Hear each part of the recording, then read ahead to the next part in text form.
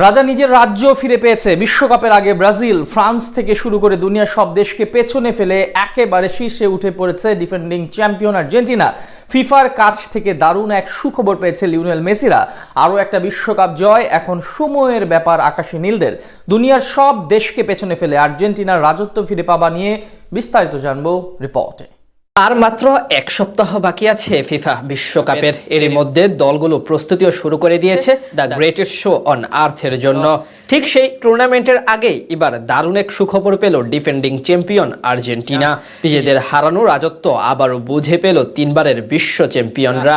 ফ্রান্সকে হাঁটিয়ে আরও একবার একেবারে শীর্ষে উঠে পড়ল লিওনেল মেসি বাহিনী। বর্তমানে বিশ্বের সেরা দল আর্জেন্টিনা, সেই বিষয়ে সন্দেহ রাখার এখতিয়ার নাই কারো। মাঠের খেলায় যেমন তারা নাম্বার ওয়ান, মাঠের বাইরে কাগজে কলমেও সবার সেরা। পরিসংখ্যান বলছে গেল 5 বছরে তাদের মতো সাফল্য পায়নি পৃথিবীর আর কোনো দল।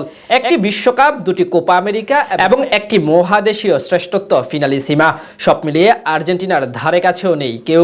এমনকি ফ্রেন্ডলি ম্যাচেও আকাশী নীলরা আছে সাফল্যের একেবারে চূড়াতে। সেখান থেকেই আরও একবার নিজেদের রাজত্ব বুঝে পেয়েছে দিয়েগো ম্যারাডোনার উত্তরসূরিরা। ফিফার সদ্য প্রকাশিত সর্বশেষ বিশ্ব র্যাঙ্কিংয়ে শীর্ষস্থান দখল করে রেখেছে বর্তমান বিশ্ব চ্যাম্পিয়নরা। বৃহস্পতিবার রাতে ফ্রান্সের হারের সুবাদে সিংহাসনের আরোহণ করল আলবিসেলেস্তারা। তারা এর আগে 2023 সালের 6 এপ্রিল থেকে 2025 সালের সেপ্টেম্বর পর্যন্ত টানা 893 দিন বিশ্ব র্যাঙ্কিংয়ে 1 নম্বর সিংহাসনটি নিজেদের দখলে রেখেছিল আর্জেন্টিনা। তবে 2025 সালের সেপ্টেম্বরে বিশ্বকাপ বাছাই পর্বের ম্যাচে ইকুয়েডরের বিপক্ষে হেরে তারা শীর্ষস্থান হারিয়েছে। নিজেদের সবশেষ ম্যাচে আইভরি কোস্টের বিপক্ষে 2-1 ব্যবধানে অপ্রত্যাশিত এক পরাজয় বরণ করতে হয় টানা 2বার ফাইনাল খেলা ফ্রান্সকে। এই পরাজয়ের কারণে র্যাঙ্কিংয়ে 3 নম্বরে নেমে গেছে কিলিয়ান এমবাপ্পেরা।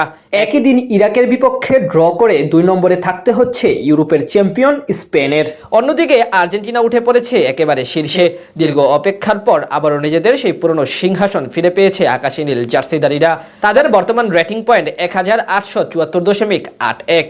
শীর্ষ 3-এর পর 4, 5 ও 6 নম্বর স্থানগুলো যথাক্রমে নিজেদের দখলে রেখেছে ইংল্যান্ড, পর্তুগাল ও 5বারের বিশ্ব চ্যাম্পিয়ন ব্রাজিল।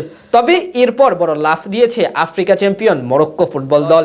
একেবারে 11 ধাপ এগিয়ে 7 নম্বরে চলে এসেছে আশরাফ হাকিমি বাহিনী, যারা কিনা বিশ্বকাপে ব্রাজিলের গ্রুপে। সবকিছু ছাপিয়ে এখন আর্জেন্টিনার শীর্ষে ওঠা নিয়েই সবচেয়ে বেশি আলোচনা হচ্ছে। বিশ্বকাপের আগে তাদের এমন উন্নতি দারুণ সুখবর ভক্তদের জন্য। যদিও এদিক থেকে একটি অদ্ভুত পরিসংখ্যান নতুন করে ভাবাচ্ছে তাদের।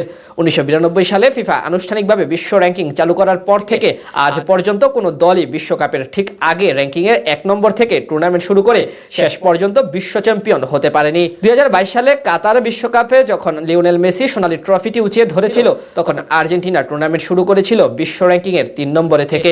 এখন দেখার পালা সেই পুরনো পরিসংখ্যান ইতিহাস বদলে আরও একবার শিরোপা উঁচিয়ে ধরতে পারে কিনা আকাশী নীল জার্সিধারীরা।